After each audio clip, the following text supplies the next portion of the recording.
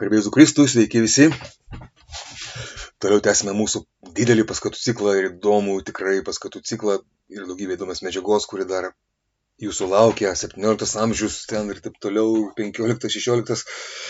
Dabar mes 15 amžiuje paskaitų ciklas Atkurkime katalikišką valstybę, LDK santvarka liberali ir katalikiška.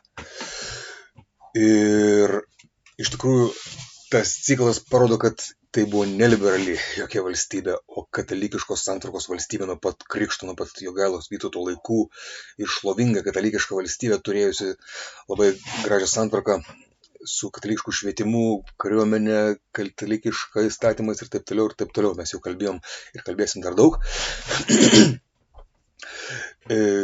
Dabar taip pat mes paliečiame labai daug šiais, taip netiesiogiai, bet kaip sparnų užkabinsim, kaip sakoma, tokias labai svarbią dabar temą, litvinizmas ar antilitvinizmas, lietuvizmas, kaip pajuokavo Rūcis Kamuntavičius, istorikas, kai sakoma, arba kad tik tai gudai Baltarusijai, tik tai jie viską darė ir lėmė LDK likimą, ar kad tik tai lietuviai etniniai, tai yra mes lėmėme LDK likimą, tai toks lietuvizmas, Rūčio Kamuntavičiaus kalambūro, taip juokaujant, tai irgi yra nesveikas, mes dalyvavom abudu.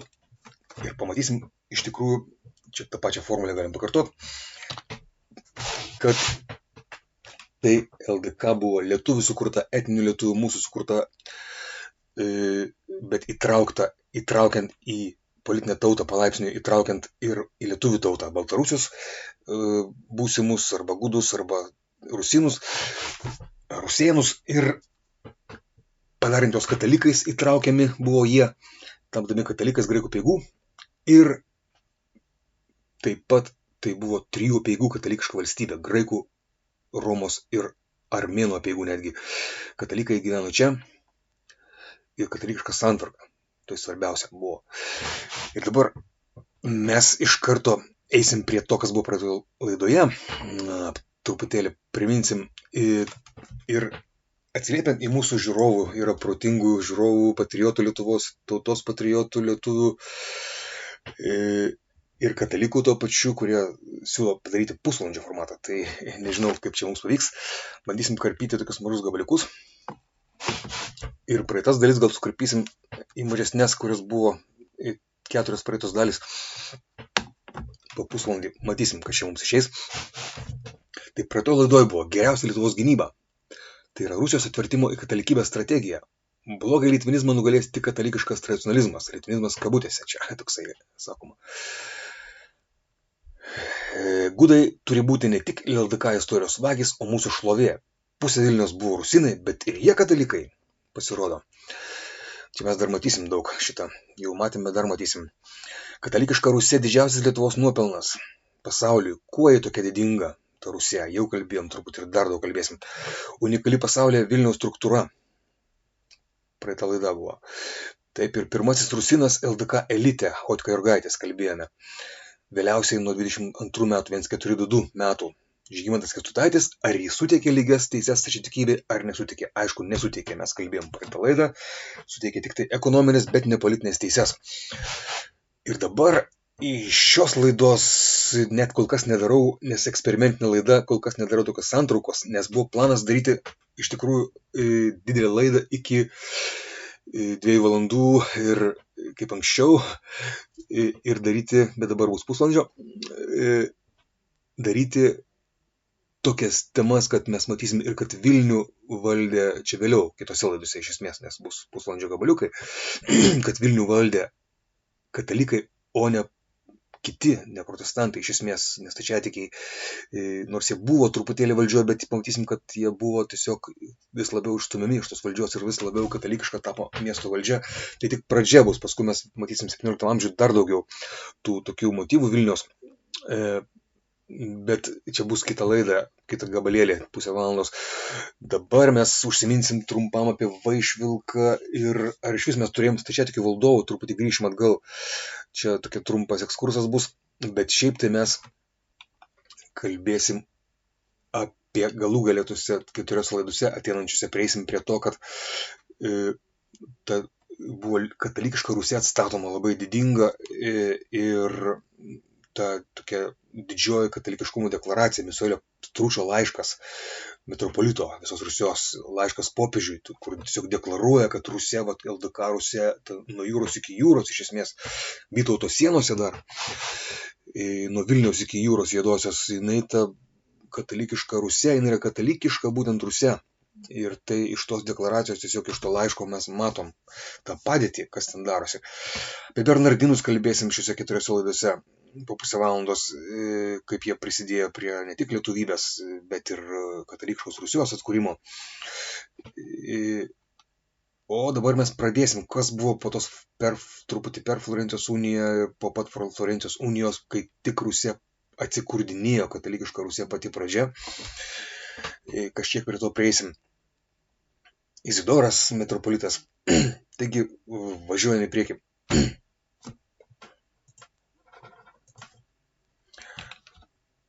Tai ar Lietuva kad nors turėjo stačiatikį valdovą?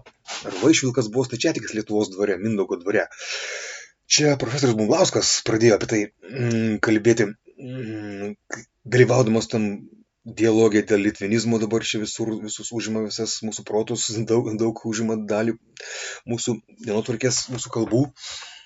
Ir teisingai pagaliau pradėjo mąstyti, mums reikėjo šito karo, kad mes pradėtume, tautininkai, ypač tautiniai patriotai, kad mes pradėtume rimčiau mąstyti apie LDK. Nes anksčiau Lenkai, Baltarusija mus traukia per dantį, kad mums nerūpi LDK, kad mums lietuviams, kaip ir atrodom, daugumą lietuvių, kad kažkaip jinai ten ta LDK tradicija, tęsti tą tradiciją, bet taip mums ir svarbu. Mes iššokom iš krūmų 19 amžiuje, taip liaudiškai sakant, kaip kokie trispalviai bušmenai, taip grubiai pajuokaujant. Ir viskas, mes kūrėm naują tautinę valstybę, jiems buvo toks įspūdis ir pagaliau Lenkai, tarp kitko, pasakė per Liepsnų maršą, per vasario 16 Liepsnų maršą 20 metų, kad pagaliau dalyvavo sparnuotieji husarai šitame marše. Pagaliau ir dalyvavo, aišku, Kristus karalius ėjo tarp husarų. Ir padėkojo Chodkevičiui ir prie Chodkevičiaus rūmų dainavo tą Salaspilio pergalės dainą su husarais, tais pačiais tikrai su šarvais, su herbais ant šarvų. Tikras bajoras, Lietuvos herbinis bajoras, Liubič herbo bajoras. Žygiavus tai šarvais, tai tikrai husarai ir konstruktoriai. Ir tai pagaliau Lietuvoje kažkas rimto vyksta. Pasakė Lenkai, katalikai, tradicija ištikimi katalikai. Tai iš tikrųjų džiaugiuosi, kad teko prisidėti prie tų husarų atvažiavimo į Vilnių. Labai teko daug tenai paprakaituoti, kad jie atvažiuotų. Bet tai iš tikrųjų tai labai svarbu LDK, mums rūpintis LDK. Tai profesorius Bumblauskas bando LDK rūpintis ir ar buvo stačiatikis Lietuvos dvare? Iš viso, Vaišvilkas.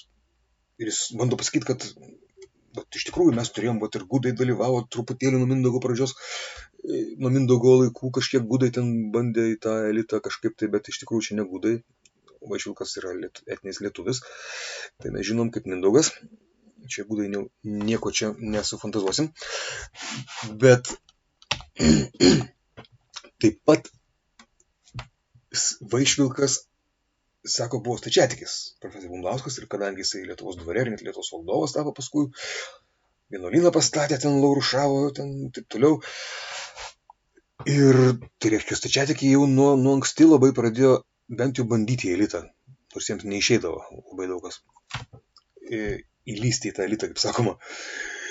Vėliau 15 amžiuje niekaip neišėjo taip greitai. Bet jie ir nebuvo iš esmės tam elite, jeigu mes gerai pagalvosim. Beveik niekada. Čia vėliau matysim. Bet dabar, ar tas Vaišvilkas buvo stačiatikis? Va čia toks klausimas, apie kurį, aišku, galima atskiras daryti laidas, bet mes dabar trumpai taip. Mes jau matėm, kad profesorius Taubė ir kunigaikštis Volkonskis, tikras kunigaikštis, kunigas Graikų apeigų katalikas, rašė būtent, kad Rusija buvo katalikiška, įrodė istoriškais argumentais, labai rimtais ir teologiniais argumentais. Matot, nuorodos internete, kas turim rusiškai moka, skaitykit. Jau mes kalbėjom apie tai nemažai, bet trumpai dabar grįžtam ir Vladimiras Šventas buvo katalikas, jau kalbėjom. Šventas Vladimiras, čia parašyta kodėl, mes jau kalbėjom. Ir Rusija per didžiąją schizmą išlieka katalikiška iki pat mongolų antplūdžio mažiausiai. Katalikiška didelė dalim ir net po to jinai kažkiek tai iš inercijos dar pusiau katalikiška ir toliau, va, taip plaukia neaiškiai, taip, va, jau po mongolų antplūdžio prasideda neaiškus laikai. Tai dabar mes, jeigu mes kalbam, kad 15 amžiui, mes matysim daugybę įrodymų, kad Rusija didelė dalim buvo katalikiška, LDK Rusija.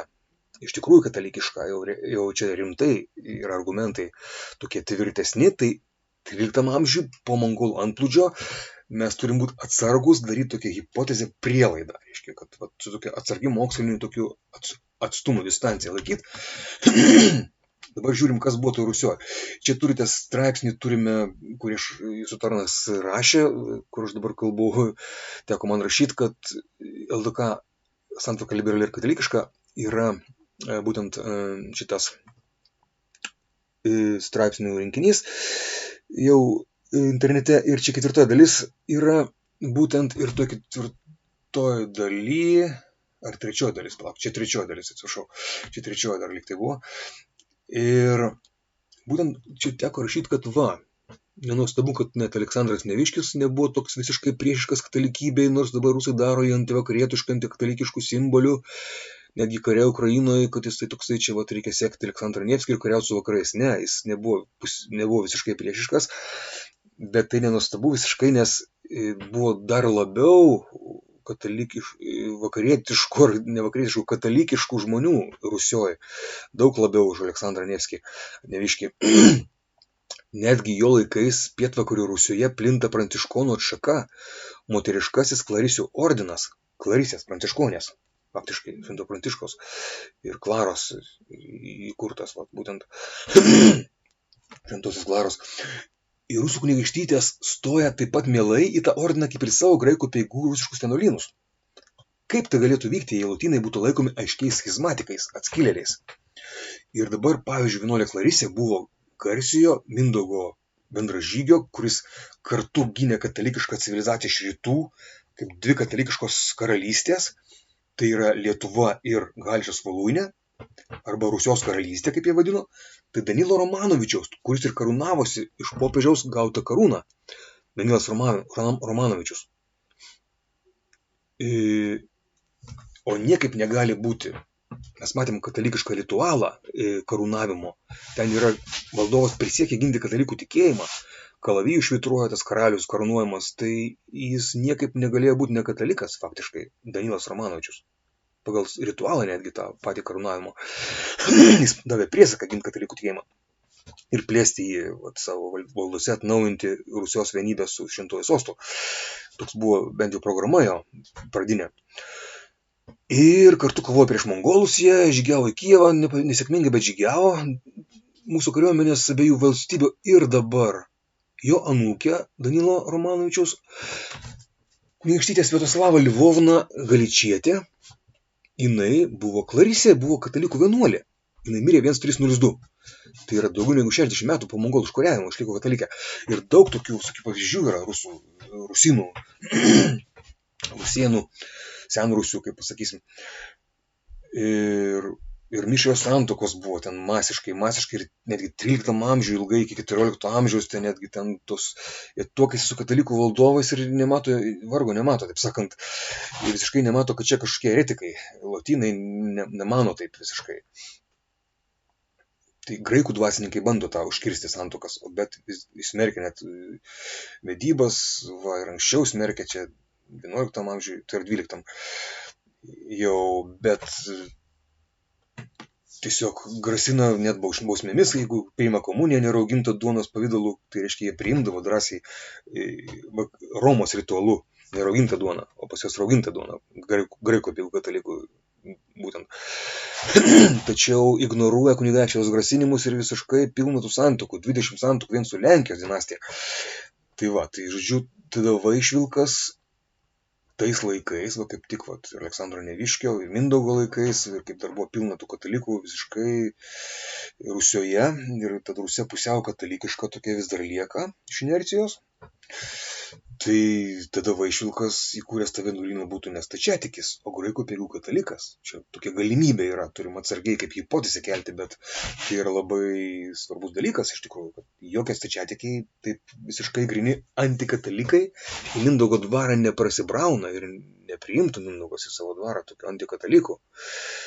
Ir Rusija po truputį skilo, čia kaip rašiau tam straipsnį, kad tiesiog jinai skilo kaip ledo lytis iš lėto, bet buvo plyšiai galbūt įskilę ledo lytį, bet per tuos plyšius galėjo perbėgti nesušlapęs kojo. 13 amžiuje dar. Tai va. Matom, kas čia darosi. Ir paskui pirma Lietuvos knyga tenai, rankraštinė išleista, būtent tame Laurušavo vienuolyne. Laurušas tai vardas, jo krikšto vardas, šitas Vaišvilko. Bet čia jau 14 amžiuje. Ta knyga. Galbūt jinai kaip stačiatikiška galima laikyti, bet kaip mes matėm, iki pat 1439 Florencijos unijos, kol aiškiai Maskva nepasakė, kad mes ne už ką nebūsim katalikai, mes dar kalbėsim apie tai kažkiek, tol ir buvo visiškai neaišku, kiek ta Rusija nekatalikiška, kiek jinai stačiatikiška, atskilusi, kiek ne. Kiek jinai dar lieka katalikiškas iš inercijos, taip kad čia yra labai subtilūs dalykai, reikia labai atsargiai vadinti stačiatikiais ir nekatalikais tą Rusiją 13 amžiaus, 13 ypač 14 netgi iš dalies. Atsargiai reikia tą kalbėti. Taip.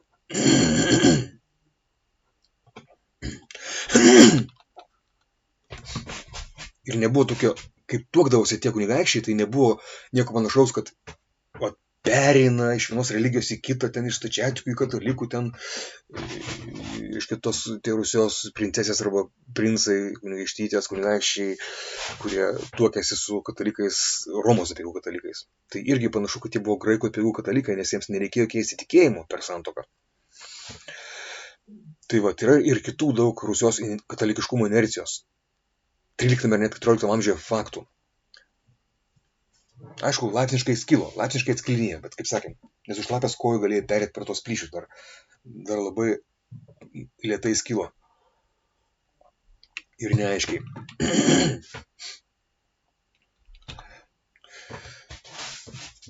Tai ir kalbėjom, kad Danilas Romanovičius turėjo būti katalikas, nes prisiekė ginti katalikų tikėjimą ir Drohičinė karūnuotas 253, kaip ir Mindaugas, popiežiaus atsiųsta karūna kaip Rusijos karalius.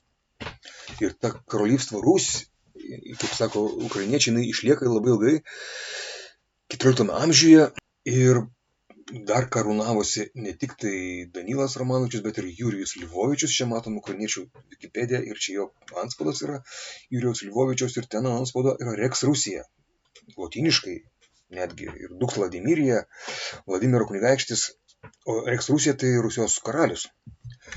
Ir jie gina ukrainiečiai prieš Rusiją dabar savo istoriją, kad tai buvo Rusijos karalystė. Mes Rusiją tęsiam, tikrąją Rusiją. Ir ta karalystė iš inercijos tokia dalinai katalikiška galėjo būti, nelabai aiškiai atsiskyrusi. Nes mes matom, kad ir Jurijus Lvovičius būtent buvo, žiūrėkit, jisai buvo Levo I ir vengrų princesės katalikės, Romos apeigų Konstancijos sūnus. Paskui jis buvo Danilo Romanovičiaus, tai Rusijos to kataliko, kuris karūnavosi iš popiežiaus su ta karūna, anūkas jis buvo. Ir kito karaliaus anūkas, vengrų karaliaus Bėlos IV, tai vėl kataliko Romos apeigų šiuo atveju. Tai jis pats galėjo būti graikų apeigų katalikas, šitas Jurijus Lvovičius, vis dėlto, nors gal neaišku, ar jis tą deklaravo, ar jis tą suprato netgi. Nes jie dažnai sakydavo, mes esam ortodoksai, tai yra pravoslavas, bet mes ta prasme, katalikiška prasme, tikrąją prasme, mes vėliau apie tai kalbėsim. Ir jis 2 kartus vedė šitas Jurijus Lvovičius, čia jisai gyveno, žiūrėkit kaip vėlai, 1308 arba 15, neaišku, čia iki 15 metų galbūt net valdė, čia Gedimino beveik prasideda laikai, beveik jau. Ir tada galėjo būti katalikas, iš esmės, Galičo valdovas. Taip, ne visai aiškiai suvokdamas, bet galėjo būti. Tai va, jisai 2 kartų vedė ir antra santuoka yra jau Kujavijos, tai yra Lenkijos Kazimiero I kunigaikščio. Iš Kujavijos kunigaikščio duktė Eufemija, taip kad irgi Romos apeigų katalikė, žmona, o šiaip negalėtų taip tuoktis, jeigu jis būtų stačiatikis, taip drąsiai ir nekeisti religijos ir taip toliau, jokio pakeitimo nesimato, čia tiesiog tuokis ir viskas. Tai panašu, kad mes neturėjom nei vieno stačiatikio valdovo. Reikia tirti, kiek stipriai ir kiek ilgai tam amžiuje 13 ir 14 gal iš dalies, kiek stipriai įsigalėjo, gal čia Valūnija, vakarų Rusijoje, kiek įsigalėjo Danilo Romanovičiaus programa Bažnytinė unija. Tai galbūt ir Lietuvą trumpai valdė Švarnas, Danilo sūnus to paties Danilo, taigi, kuris buvo Rusios karalius katalikas, kaip ir tėvas, gal irgi buvo ištikimas kažkiek bažnyčios vienybei, gal jis buvo irgi gerai apeigų katalikas. Čia keliam klausimą kol kas, neteigiam taip visiškai tvirtai ir aiškiai, nes tai yra hipotezė, galimybė, prielaida, atsargi prielaida, bet tai yra įmanoma. Nes taip visiškai aiškiai teigti, kaip su Kirviu, kad čia buvo tokie Romos priešai, stačiatikiai, atskilėliai ir taip toliau, neišeina irgi. Tai reikia įrodinėti, kad jie buvo kažkokie tai bažnyčios vienybės priešai, katalikybės priešai, šitą reikia įrodinėti, o ne mums reikia įrodinėti atvirkštinius dalykus. Nes nepanašu, kad jie buvo priešiški katalikybei. Visiškai nepanašu kol kas. 13 amžiui, 14 amžiui. Rusinai, kunigaikščiai netgi. Ir dabar mes matėm, kad Vytauto darbą 1439 atnaujino Florencijos susirinkimas. Tai reiškia, rytai grįžta į katalikų bažnyčią, Graikija ten, iš dalies Egiptas ten kažkaip tai ta visa, reiškia, artimieji rytai, bet čia aišku, čia į daug niuansų, nes greitai pradėjo rytiečiai, tie vyskupai, kurie pasirašė tą uniją, pradėjo maištauti ir ypač graikai Konstantinopolio vienuoliai sukūrė tą maištą prieš tą uniją, bet LDK Rusija išlieka katalikiška. 15 amžiuje visą antrą pusę LDK atkuria tikrąją katalikišką Rusiją. Apie tai kalbės Oskaras Galeckis iš tikrųjų, kad tai didžiausias autoritetas tikriausiai pasaulyje to klausimu. Ir jo per mažai remiasi dažnai istorikai ir nepamato, kad Rusija buvo katalikiška, tai didžiulė ta nuo Vilniaus iki Juodosios jūros iš esmės. Matysim vėliau daug ką matysim. Ir daugiatautį susirinkimo pobūdį įkvėpė 1439 Benozzo Gottoli paveikslą, italų dailininkas. Tai yra būtent trijų karalių kelionė, toksai, kad trijų karalių ta tema, tas kaip Dievas pasirodo, gimsta pasaulyje ir valdo, Kristus karalius įsigali. Ir dabar tiesiog eina per visą ir šį laikotarpį kalėdų ir per visus metus galų galia tas epifanijos, Kristaus pasirodymo pasauliui ir pagarbinimo, pasirodymo karaliams, įsigalėjimo kaip visuomenės valdovo, ta tema eina per visą žmonijos istoriją iki pat laikų pabaigos, iki paskutinio teismo. Mes dabar turim tą Kristaus viešpatavimą, kuris prasidėjo per kalėdas, bet ir labiau dar prasidėjo per epifaniją, per pasirodymą trim karaliam. Nes tai jau viešas toks pasirodymas, pirmas labiau viešesnis. Ir būtent valdovams arba žiniams. Ir ta išlaiko tą Rusiją savo apeigas, nuostabias apeigas su nuostabiais šitais smilkalais iš Atono kalno, iš rytų, ten iš Arabijos ir taip toliau, ir ikonostasas ir ikonom. Visos apeigos išlaikomos po Florencijos unijos, rusinai išlieka tom nuostabiam apeigom, bet jie yra jau katalikai, nes jie ištikimi Romai visuotiniai bažnyčiai, Dievo vietininkų žemėje, popiežiui ir katalikiškom dogmom, pripažįsta ir trejybės, katalikišką traktavimą, švenčiausios trejybės ir kitas dogmas, ir tai detaliai nagrinėja kunigaikštis Volkonskis, kataličestvo Svešeno predanje Vostoka, tai yra katalikybė ir šventoji rytų tradicija. Tikrai galite internete rasti čia apologija.ru ir čia galit visiškai čia visi klausimai, popiežiaus valdymas, primatas arba valdymas bažnyčioje, kad jis yra galva bažnyčios, tai būtent apie tai čia daug visokiausių. Ir šventosios dvasios išėjimas iš sūnaus, ir apie skaistyklą katalikiškai, kad priėmė rusinai tą ir nekaltai prasidėjimą švenčiausios mergelės Dievo motinos ir taip toliau, ir taip toliau. Čia, žodžiu, jisai labai detaliai ir gražiai aprašo, labai rusiškai, ta prasme, rusams įrodo, kad jie nuo pat pradžių buvo katalikai, nuo Rusijos pradžios, ir per Florencijos susirinkimą jie grįžo katalikybę, iš esmės, LDK rusinai. Ir dabar popiežius irgi taip supranta, kad rusinai, kurie Šventasis sostas kalba, kad rusynai, kurie paklūsta popiežiui, yra katalikai. Ir net kai vėliau jau taps jau 16 amžiuje netokiais oliais darbininkais, bažnyčios vienybės, metropolitai visos Rusijos, jau jie atšals, atvės ir po truputį pradės vėl skilti LDK Rusija nuo katalikų bažnyčios, vis tiek, kai buvo 15 amžiuje, buvo paklusnus Romai, rusynai, antroji pusėje 15 amžiaus, tai vis tiek pagal nutylėjimą jie ir visiems paklusnus rusynai laikytini katalikais tol, kol metropolitai ar pas konkretus rusynas nepadaro kažkokių nepaklusnumo veiksmų. Ta prasme, tol, kol jie išlieka ištikimi Florencijos unijai, bažnytiniai, popiežiui ir taip toliau, kol neneigia katalikiškų dogmų, tol jie laikytini katalikais. Čia yra svarbus metodologinis toksai prieiga, svarbi labai, mes turim pagal tai traktuoti visą istoriją 15 amžiaus. Ar ne, jeigu pareiškimus kažkokius padaro prieš katalikų tikėjimą ar veiksmų kažkokių, kurios galima pagrįstai laikyti nekatalikiškais, antikatalikiškais, tada galima sakyti, kad gal jis buvo nekatalikas. O taip į rusynus paklūstančius popiežiui žiūrėjo bernardinai. Jie turi būti laikomi tikrais katalikais, rašo popiežiui Lietuvos Bernardinų provincijos vadovas. Matysim, jis ten vėliau rašys kitom laidom, pakalbėsim laidose kitose, kad jisai kalba kaip tik tie, kurie paklūsta Florencijos susirinkimui, kurie pripažįsta katalikiškas dogmas, popiežiaus viršenybę, jie yra katalikai, automatiškai, pagal nutylėjimą. Ir taip Florencijos unijos įgyvendinimo pradžios traktuoja adekvačiai situaciją supratę popiežiai. Kai kurie ne visai suprasdavo, buvo kai kurie popiežiai, tai jie toli gyvena, čia tos žinios eina be interneto tada ir viskas lėtai. Ir buvo tokių nesusipratimų, bet šiaip tai daug popiežių buvo, kurie supranta tą visą unijos svarbą ir kad Rusija yra katalikiška. Ir pavyzdžiui, Kaliksas III, jisai ne tik teoriškai laikė katalikais LDK rusynus, bet ir kaip ganytojas savo kaimenei įsakinėjo jiems paklusti katalikų metropolitui visos Rusijos.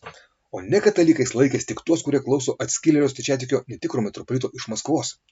Tik tai tie rusynai, ne katalikai, jau yra kurie Mongolų Rusijoje, Maskvos Rusijoje. Tai Romas skiria katalikišką LDK Rusiją nuo Moskovijos atskilėlių. Griežtai skiria. Ir bene iškiliausias istorikas bažnytinės unijos Oskaras Galeckis aptarė kaip vieną pirmųjų žingsnių, kurios 1458 daro naujai išrinktas popiežius Kaliksas III, kai buvo paskirtas būtent Grigalijus Bulgaras, katalikiškai šventintas metropolitų visos Rusijos. Išventino jį Konstantinopolio patriarchas, kuris irgi buvo katalikas, kas yra svarbu. Ir nuo to prasidėjo ištisa serija metropolitų katalikiškų per visą 15 amžių likusi. Visos Rusijos metropolitų, atsiprašau, greit kalbu, nemėgstu greit kalbėti, bet kadangi mūsų laidos dabar trumpesnės, tai bandom sutrumpinti ir greit kalbėti. Tai atleiskit, kad greitą kalbę beriu, bet ką darysim. Tai va, ištisa serija bulių išleidžia Kaliksas III katalikiškos Rusijos atkūrimui.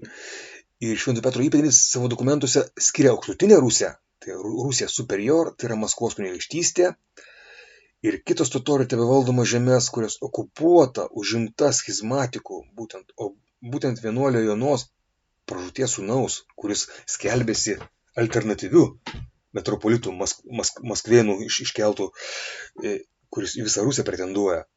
Ir jisai būtent atskilėlis, jisai tikrai stačiatikis.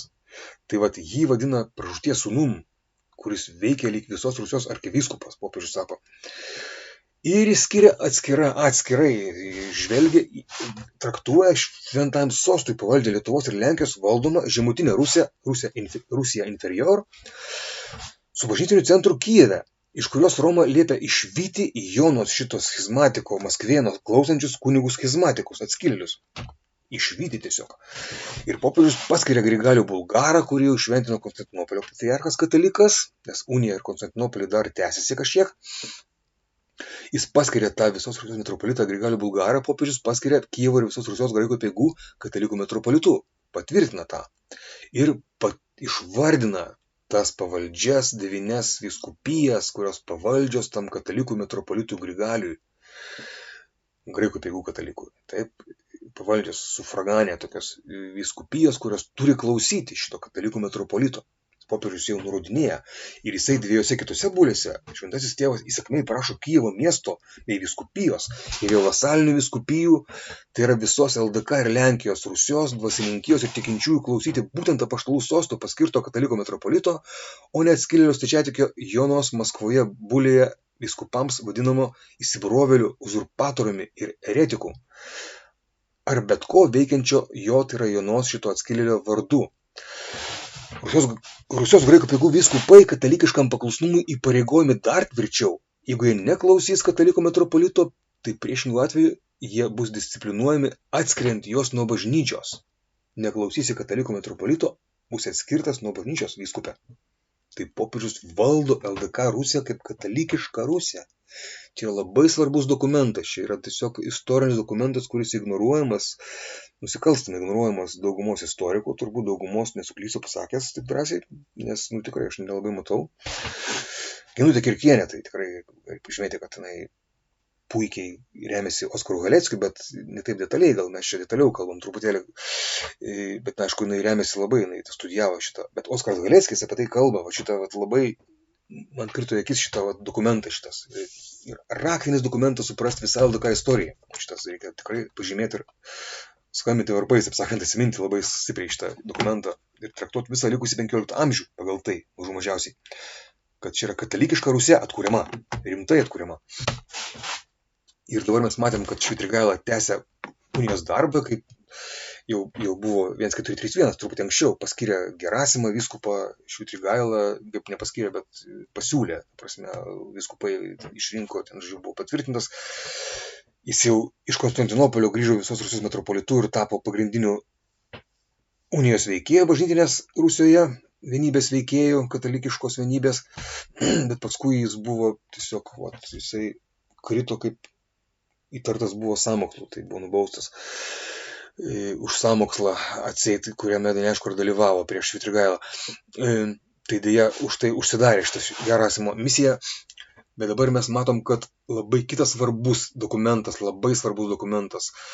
kad 1443 rusėnams katalikams kelias į LDK elitą atviras. Vladislavas Varnietis, Lenkijos ir Vengrijos karalius, bet jisai dar pretendavo į viršenybę Lietuvos didžiajam kunigaikščiui Kazimierui. Dar pradžioje net nebuvo Kazimiero, ten nuo 400 metų buvo Kazimieras, dar buvo ten Žygimantas Kęstutaitis, žodžiu, tokia neaiški situacija truputį Lietuvoje buvo, ir vis laik Lenkijos karaliai vis bandydavo tą viršenybę savo rodyti.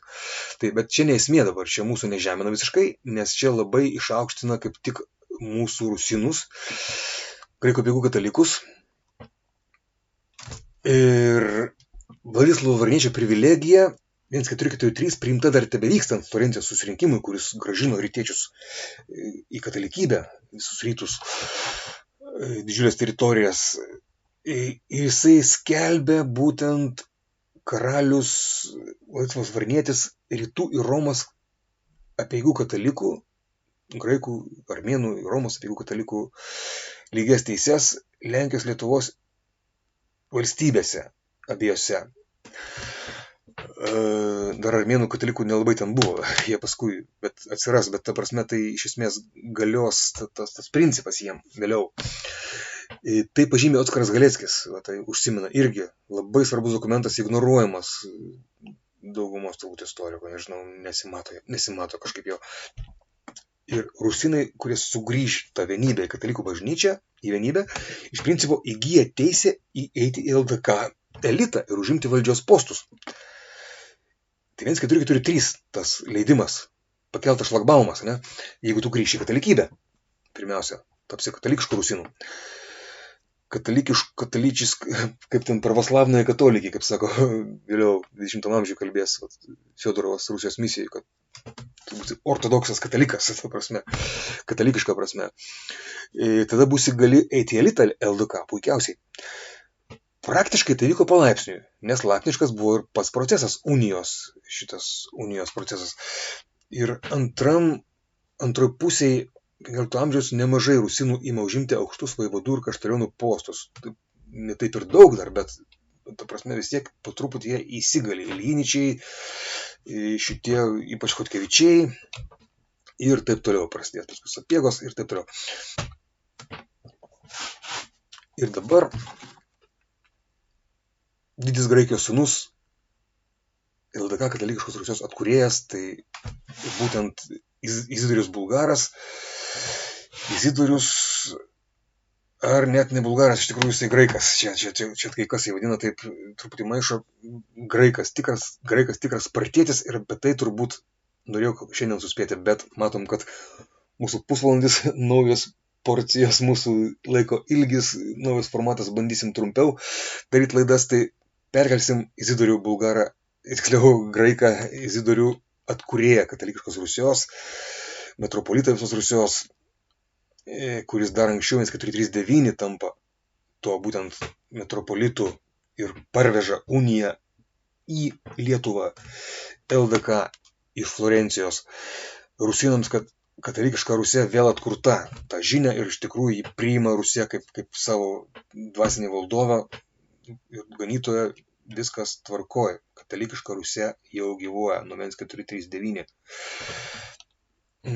Matom, ne nuo 1458, mes truputį buvom užbėgę už akių, dabar grįžom į pradžią unijos, tai bet mes kalbėsime apie tai vėliau. Ir tada tiesiog kol kas vėl atsisveikinsim su jumis ir paprašysim paremti katalikiškos Lietuvos istorijos koncepcijos atkūrimą ir pasaulio istorijos atkūrimą. Katalikiška istorija, Contribui, ten galite rasti straipsnių ir galite paremti mus ir galite paremti tiesiog pervedę sąskaitėlę ir būtinai rašykite idėjas savo, kaip atkurti katalikišką valstybę, švietimą, įstatymus, mokytojai rašykite ir kiti specialistai, kaip mes galim suremti mūsų jėgas ir tokį bendrą smegenų šturmą padaryti ir širdžių šturmą artėja vasario 16, kaip mums siekti katalikiškos valstybės atkūrimo. Daug Dieve šiandien, kad mums tai pavyktų. Rašykite elektroniniu paštu, kuris čia yra. Iki malonaus, iki naujų susitikimų. Su Dievu.